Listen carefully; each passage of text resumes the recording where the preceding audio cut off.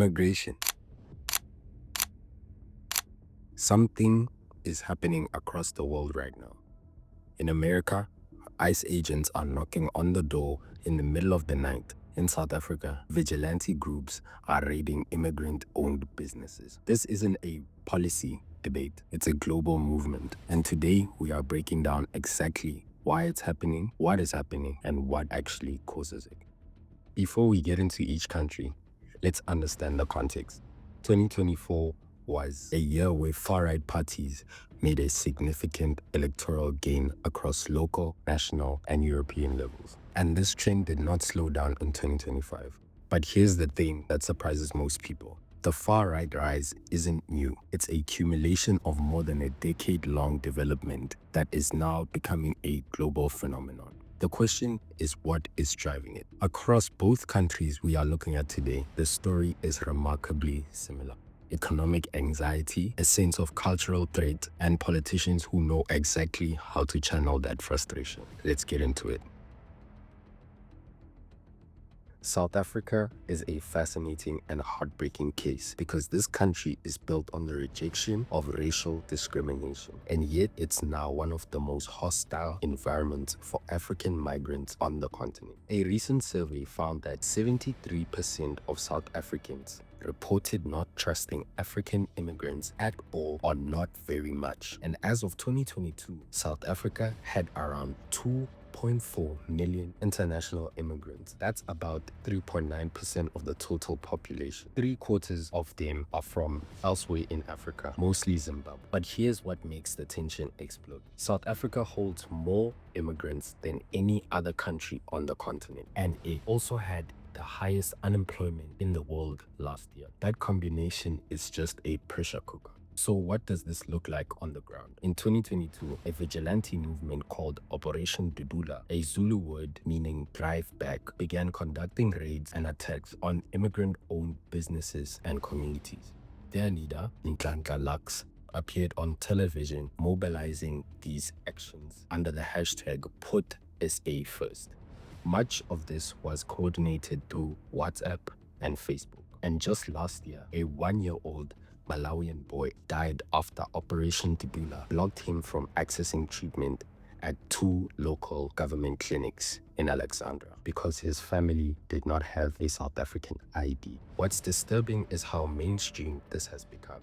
In the lead up to the 2024 elections, anti-immigration propaganda featured in the campaigns of multiple parties, with one leader who is now a cabinet minister openly threatening mass deportation of undocumented migrants. On the 25th of March, South African police fired rubber bullets and tear gas to disperse hundreds of anti-immigrant protesters in Durban. The protests were driven by groups including political parties and Operation Dudula, with demonstrations demanding tougher action against undocumented foreign nationals. In April, new videos went viral showing individuals moving through residential areas at night, filming homes they claimed were occupied by foreign nationals, and small groups going door to door in certain neighborhoods seeking out undocumented migrants. One particularly explosive clip showed activists confronting a Ghanaian man who had a valid permit and demanded he and others leave. If I may ask you, what visa do you possess to be in South Africa? It was with holidays. Holidays. Okay, let me tell you. Because of Luna, you are abusing our systems. According to the South African immigration law and home affairs laws, you only have 90 days a year. But Luna, you go to the border, you stamp this thing every month, every 3 months, you stamp this thing. Actually, this we must address with the home affairs and the minister that Luna, you are abusing our systems. No, but it's 90 days a year, and we are not here for a visit. That incident was serious enough that the Ghanaian Minister of Foreign Affairs formally summoned South African envoys to Ghana. The main groups driving the protests are Operation Dudula, the March and March movement, and political parties like ActionSA under Herman Mashaba. The KZN Premier even warned business owners that those who are employing undocumented foreign nationals would face immediate arrest. This is escalating fast. A group called Concerned Citizens and Voters is calling for a countrywide shutdown on the 4th of May 2026, demanding all businesses, workplaces, and schools close in support of removing foreigners. The language being used by some of these factions is extreme, with some framing it as a necessary to avoid civil war. It is not one-sided though. On the 21st of April, dozens of civil social organizations, faith groups, and labor activists marched through Johannesburg under the banner March for Dignity. No one is illegal, rejecting xenophobia and calling for Pan-African solidarity. Protesters carried placards reading "No person is illegal" and blaming migrants is not the answer, with organizations arguing the real crisis is systematic corruption and failing government. This literally broke yesterday. In his Freedom Day address on the 27th of April, President Ramaphosa directly addressed the protests, saying, "We must not allow these concerns to give rise to xenophobia directed towards people from other African countries or any other part of the world." He reminded the crowd that South Africa's freedom was achieved through international solidarity from neighboring African nations.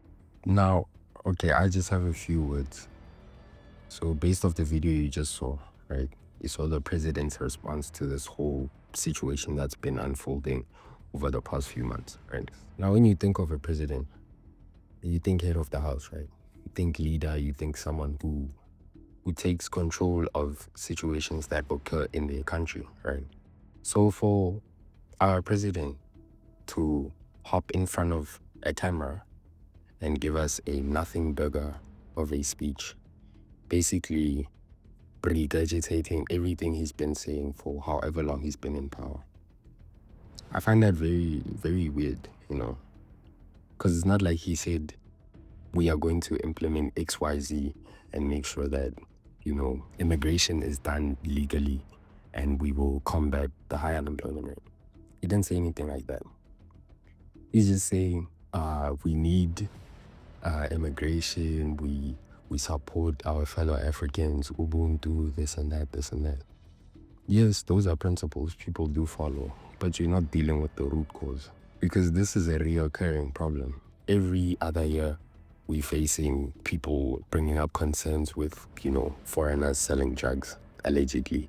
So I'm saying that the current approach is not suitable to deal with this problem. Like I said, it's just a nothing burger of an answer. This timing is not accidental. With local government elections due later this year, immigration has become even sharper of a political flashpoint. Politicians know its value and it moves voters. That's why they are leaning hard into it. The United States under Trump's second term has become the most aggressive immigration enforcement regime in modern history. Trump came into office promising the largest mass deportation in US history, targeting more than 10 million unauthorized migrants living in the country. Since then, border crossing has plummeted, ICE arrests have doubled, and the number of people in detention is at an all-time high. In June of 2025, the administration banned visa issuance to nationals of 12 countries, including Afghanistan, Haiti, Somalia, and Iran. And they didn't stop at immigration agencies. A DHS memo gave immigration enforcement authority to agencies including the DEA, the Bureau of Alcohol, Tobacco, Firearms, and Explosives, and the U.S. Marshal Service. Basically, America's entire law enforcement apparatus was pointed at immigrants.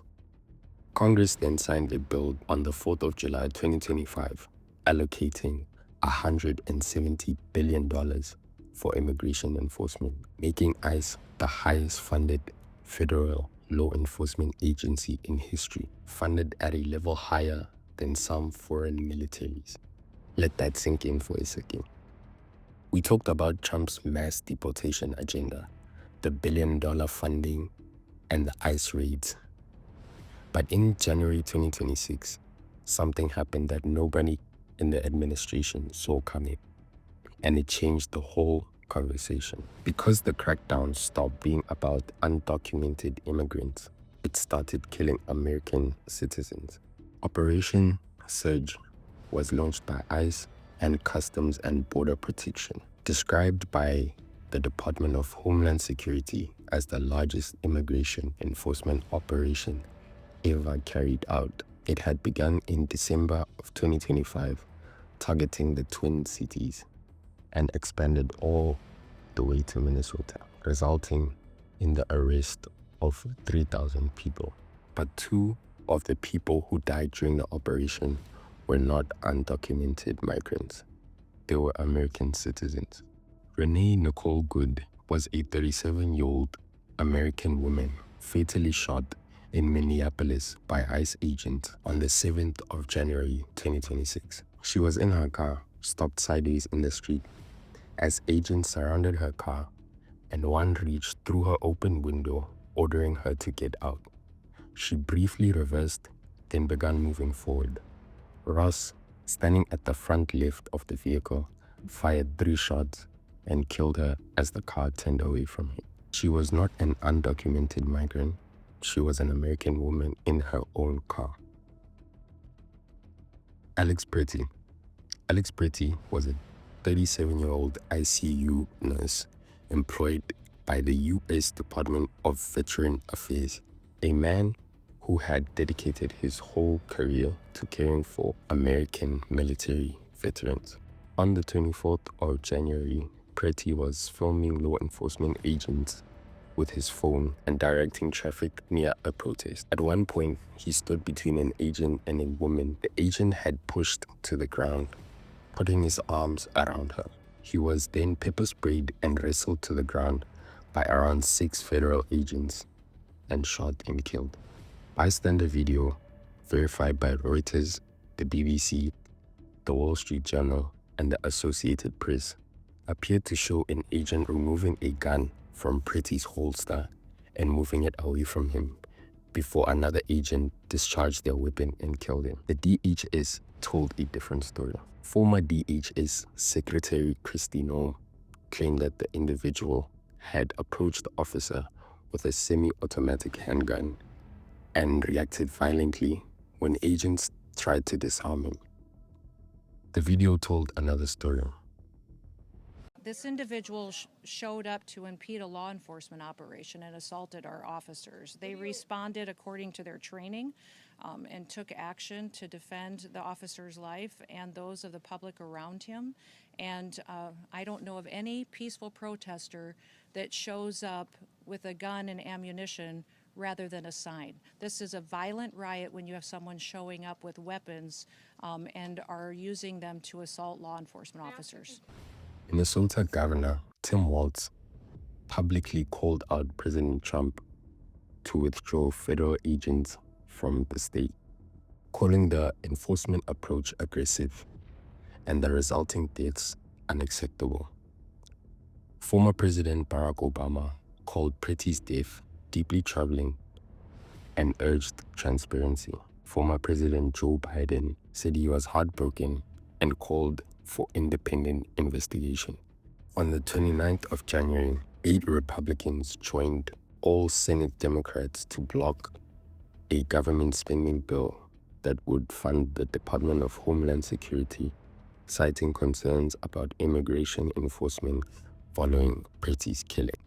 Following days of public outrage, protests, and political negotiations, Minneapolis Mayor announced the federal immigration enforcement officers were expected to leave Minneapolis, a rare instance of de-escalation under the Trump administration.